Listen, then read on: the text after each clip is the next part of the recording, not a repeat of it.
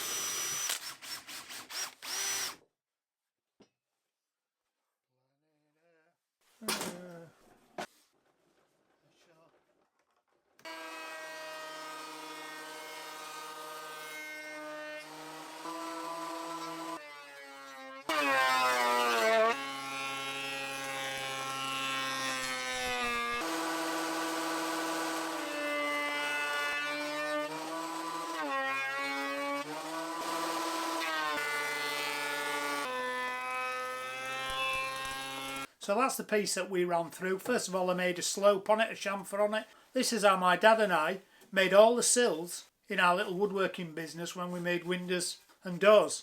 And you say, well, you can cut them on the table saw, and you're absolutely right, you could cut something of this size on the table saw.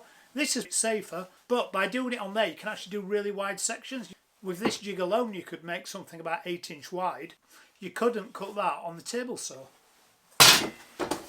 But also you can make really intricate ones. I'll link to a longer video I made a few years ago where I made a full set of these for various things we used to make, obviously sills, drip mould and beading. And also when I went to look at my dad's workshop a few months ago, I showed you a jig that my grandfather made about 40 years ago. So these jigs can be really versatile. So there you go, another quick video. I hope you enjoyed it and I'll see you again tomorrow. Bye!